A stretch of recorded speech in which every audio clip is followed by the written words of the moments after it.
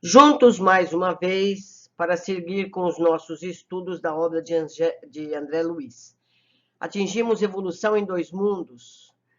livro técnico que vem nos dar os parâmetros de todos os anteriores já estudados. Hoje vamos aprender sobre alma e corpo. Aclarando os problemas complexos da alienação mental na maioria dos espíritos desencarnados, pelo menos durante algum tempo além da morte, vale comentar ainda que, superficialmente, alguns dos experimentos efetuados pela ciência terrestre nos mecanismos nervosos, para que possamos ajuizar da importância da harmonia entre a mente e seu veículo fisiopsicossomático, no plano físico ou extrafísico, assemelhando-se no conjunto ao musicista e seu instrumento. Alma e corpo hão de conjugar-se profundamente um com o outro para a execução do trabalho que a vida lhes reserva. E sabendo-se que a alma é direção e o corpo obediência, é da lei divina que o homem recebeu em si mesmo o fruto da plantação que realizou, visto que os órgãos de sua manifestação recolhem as maiores concessões do Criador, para que efetive o seu aperfeiçoamento na criação. Assim sendo, de seu próprio comportamento, retira nos vastos setores em que se lhe processa a evolução, o bem ou o mal que lançando ao caminho, está impondo a si mesmo. Seção da medula. Através de experimentação positiva, conhece a ciência de hoje a inalienável correlação entre o cérebro e todas as províncias celulares do mundo corpóreo. Tomando, pois, em nossas anotações o sistema cerebral por gabinete administrativo da mente, reconhecemos sempre que a conduta do corpo físico está invariavelmente condicionada à conduta do corpo espiritual, como a orientação do corpo espiritual está submetida ao governo de nossa vontade. Sabemos assim que depois de seccionada a medula de um paciente, se observa de imediato a insensibilidade completa, o relaxamento muscular, a paralisia e a eliminação dos reflexos somáticos e viscerais em todas as partes que recebem os nervos nascidos abaixo do ponto em que se verificou o prejuízo. A insensibilidade e a paralisia são decisivas, porquanto procedem da seção dos feixes ascendentes e do feixe piramidal, ou seja, do desligamento das regiões do corpo espiritual correspondentes nos tecidos orgânicos e no cérebro, qual se desse a retirada da força elétrica de determinado setor num campo extenso de ação. Semelhante desligamento, porém, não se verifica de todo, o que acarretaria, quando em níveis altos, irreversivelmente, o processo liberatório da alma com que a desencarnação. Juntos, fluídicas, sutis, permanecem ativas entre as células dos implementos físicos e espirituais, como recursos fisiopsicossomáticos em ajustes possíveis de emergência, em razão disso, não obstante, a insensibilidade a que nos reportamos, comparável ao silêncio orgânico, deixado pela execução de uma neurotomia. Muitos pacientes se queixam de dor nas zonas localizadas abaixo do nível em que se expressou o corte. Fenômeno esse perfeitamente atribuível ao contato das células do corpo espiritual com as fibras aferentes que vibram na cadeia simpática, penetrando a medula acima do ponto molestado. Existe o corpo espiritual, não é mesmo? Recuperação dos reflexos. Devido ainda a esse reajustamento organizado instintivamente entre a alma e o corpo, os reflexos são gradativamente recuperados. Em condições muito especiais de equilíbrio fisiopsicossomáticos do enfermo, os reflexos superficiais ressurgem quase sempre em 24 horas depois do insulto sofrido, embora os reflexos anal e cremasteriano jamais se percam. Insulto esse em que o sinal de Babinski, ou extensão dos pedartículos,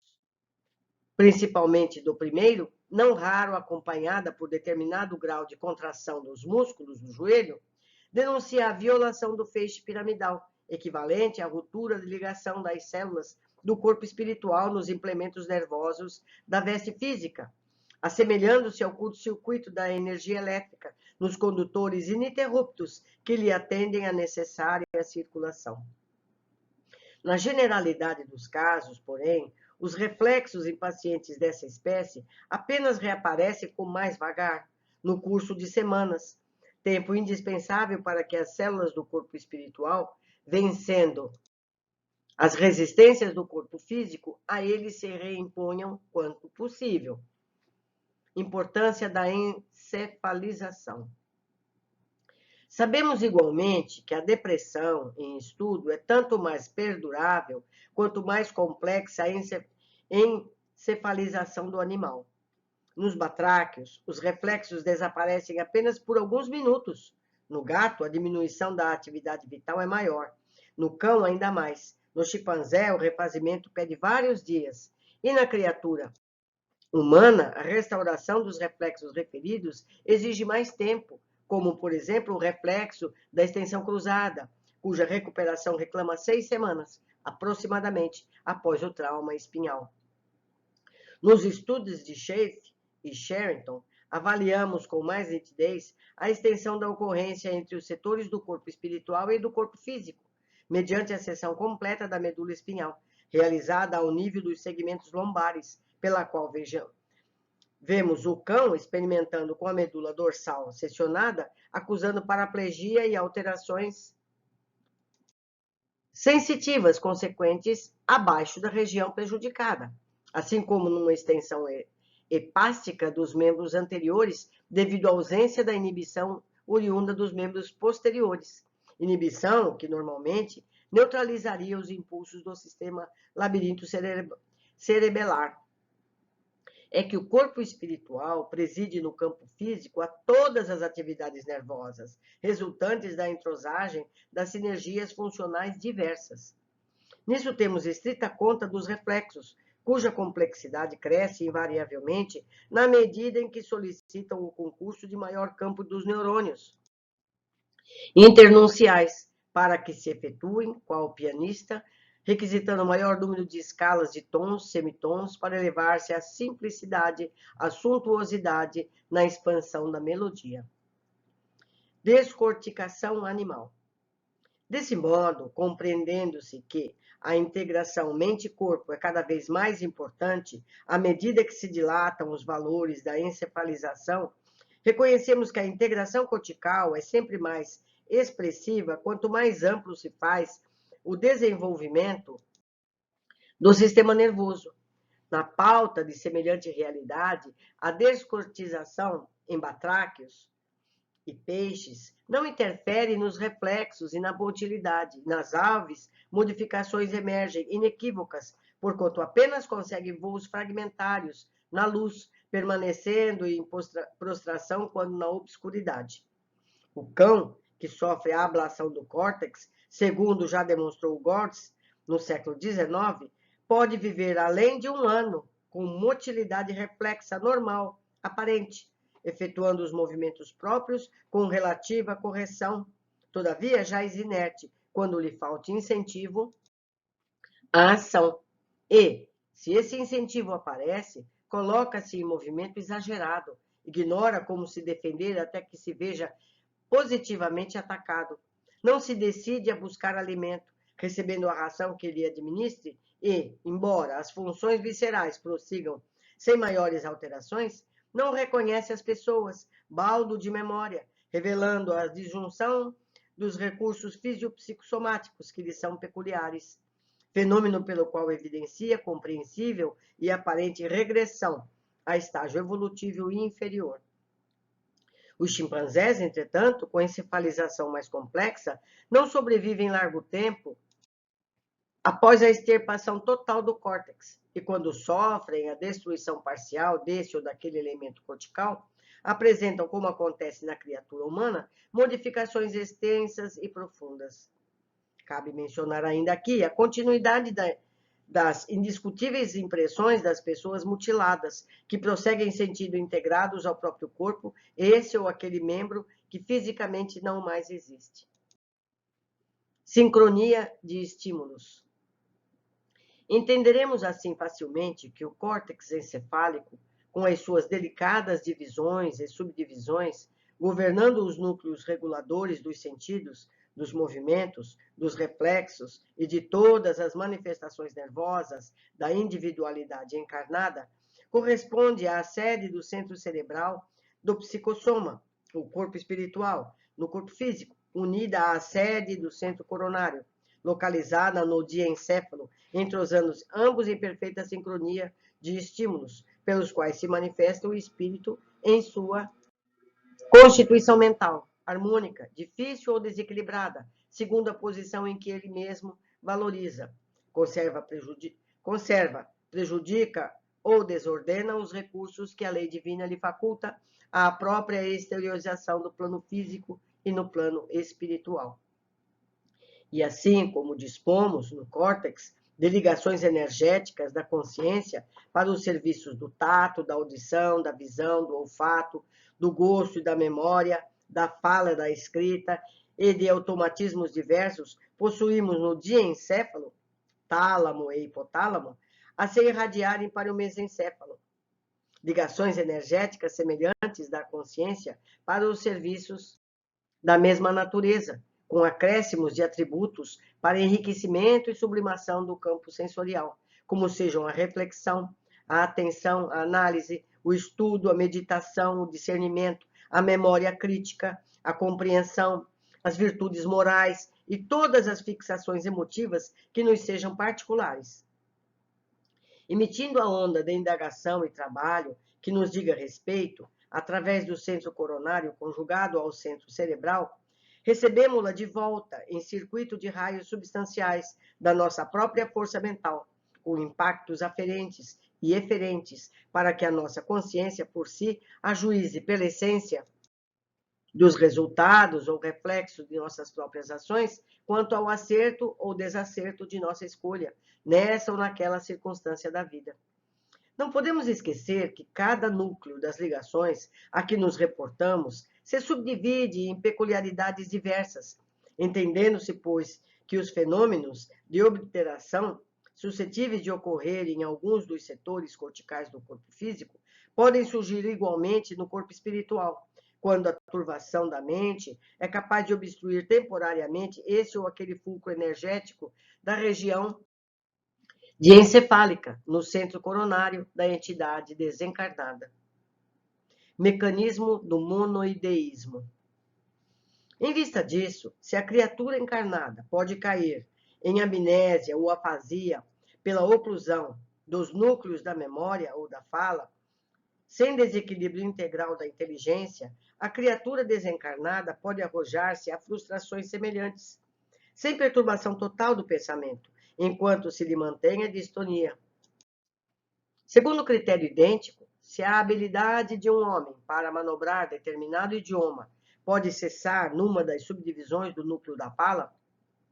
no córtex, persistindo a habilidade de lidar com idiomas outros, assim também o núcleo da visão profunda, no centro coronário, pode sofrer disfunção específica, pela qual o espírito desencarnado contemplará tão somente, por tempo equivalente, a conturbação que se encontre, os quadros terríficos que lhe digam respeito às culpas contraídas, sem capacidade para observar paisagens de outra espécie. Escutará exclusivamente vozes acusadoras,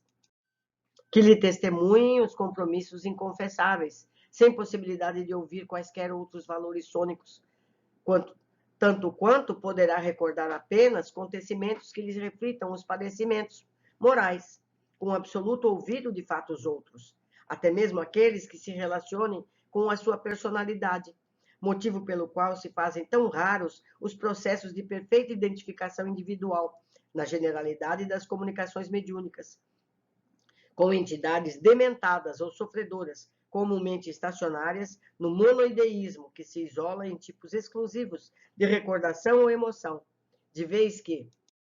nessas condições, o pensamento contínuo que lhes flui da mente em circuito viciado sobre si mesmo, age coagulando ou materializando pesadelos fantásticos em conexão com as lembranças que albergam.